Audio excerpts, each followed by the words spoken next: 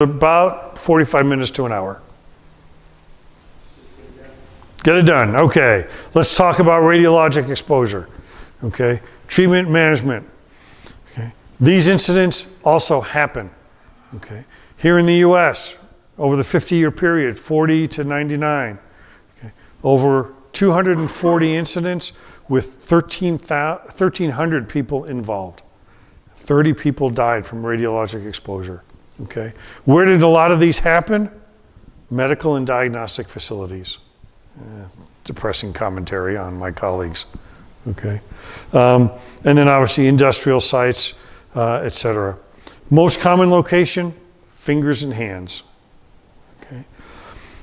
Incidents with casualties here in the U.S. from 2000 to 2013. Okay. You can see the total numbers in the second column. Intentional injuries there, including some deaths. Okay, so commonly happens. How does this happen? A number of ways. Simple radiologic device, a dispersal device, a reactor incident, improvised nuclear device, and a nuclear weapon. Simple radiologic device. This is where I take a hunk of radioactive something and I put it in a location where people can get exposed to it. So maybe, I stick it underneath one of these tables. Okay. Everybody who comes in afterwards, close by, gets exposed. Those who are farther away, much less likelihood of illness. Yeah, I can make a couple people sick. It's not a particularly effective way of getting large numbers of people. If I take that same hunk of radioactive something, and I attach it to an explosive, now I've got a radiologic dispersal device. So I can take that radiologic material and I can spread it out over a larger area. Okay. Well, if I do that, quite frankly, the biggest risk is from the explosion, not the radioactive material. I'm spreading it out over a larger area. The risk from the radioactivity, once I've spread it out, decreases dramatically. Okay. So those are probably not that big a deal. The biggest impact is psychological. Oh my God, there's radioactive material around here. Okay. Not that big a deal. The biggest simple radiologic accident happened in Brazil in 1987. A clinic discarded a radiotherapy source that had cesium in it. Two guys found this machine. They opened it up. They found the cesium, thought, man, this stuff looks really cool, glows. So they took it home. They sold it to some guy at a junkyard who distributed it to his friends because it glowed in the dark, and he called it the glowing cosmetic. Okay, 100,000 people had to be surveyed for contamination, of which 250 were contaminated, 20 required hospitalization, and 4 died. Okay. Other incidents, we've had stolen radiotherapy sources here in the U.S. North Carolina, a few years ago, a cesium source was stolen, never recovered. Florida, an iridium source was stolen, never recovered. These materials are out there. We've obviously had nuclear reactor incidents. 3 Mile Island here in the U.S., Chernobyl in the Ukraine. Chernobyl, the big one of the biggest ones. Okay, they had a meltdown of their reactor, cesium and iodine released, lots of people with radiation illness and thyroid cancer. The initial response, 2 were killed, 250 hospitalized, 28 died. Okay, and then let's throw Fukushima into the mix after the earthquake and tsunami there, and you see the picture on the right-hand side is Fukushima. It was burning and they had their meltdown. Okay, this is Chernobyl again. I will mention the picture that you see there. That is, they call it the elephant's foot.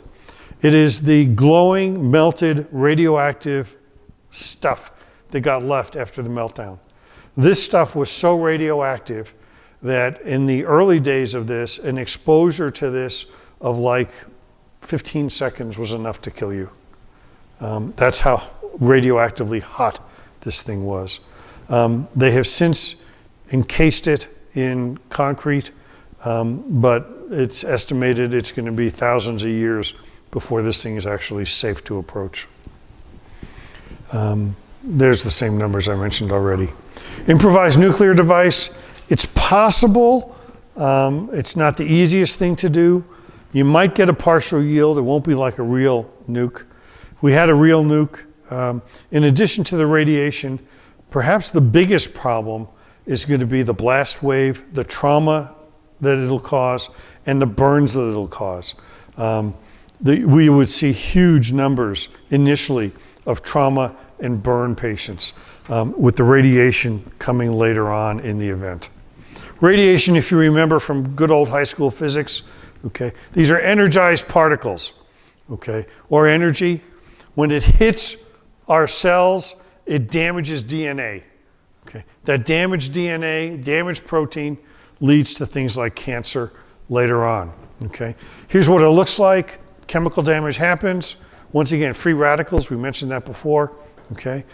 Proteins, cell membranes, DNA gets damaged, leading to tissue damage. You might remember alpha, beta, gamma neutrons. Okay. We won't go through all of these. I will mention alpha radiation. Really easy for you to protect yourself from. A piece of paper stops alpha radiation. Your clothing stops alpha radiation. All the other radiations, these are penetrating. Okay. Gamma and neutrons in particular, you got to have a ton of shielding to protect yourself from these. Okay. Radioactive materials are everywhere in our environment. Smoke detectors have it. We use it for medical therapy, etc. So all these various substances are out there, and you can see what they emit. Okay. Measuring radiation. In the good olden days, we used to talk about the rad and the rem. The rad was the basic unit for measuring the amount of radiation. The rem was the amount of radiation that would damage humans' tissue. Okay. Now we talk about the gray and the sievert. The gray is the new term. It equals 100 rad. The sievert is the new term. It equals 100 rem. The gray and the sievert are essentially equivalent. The rad and the rem, essentially the same. So we're going to use them interchangeably. Okay. We all get radiation every day. Okay. Natural background radiation, you can see 360 millirem. For the privilege of living in Colorado, you actually get a little bit more than that. Because our altitude's higher, we don't have as much air to filter the radiation. So we get a little bit more. Chest x-ray, 10 millirems, okay? A heart catheterization, 45,000 millirems, okay? So you get a lot. And what will kill half of the people that get exposed to it? 450,000 millirems. Or, to put it another way, 4.5 gray, okay? Humans, we are uniquely susceptible to radiation, okay? Does not take much to kill us, okay? If that's going to keep you up all night and you're a believer in reincarnation, you might want to come back as a snail because they are uniquely insensitive to radiation, okay? So, how do you protect yourself? Minimize the amount of time you're exposed, minimize how close you are, use the available shielding. Those three things combined affect the quantity that you're exposed to. Okay. How do you get exposed? Externally, irradiation, contamination, or incorporation, or combination. That's irradiation. This is like getting an X-ray in the hospital. Okay. The radiation passes through you, but you're not radioactive. Okay.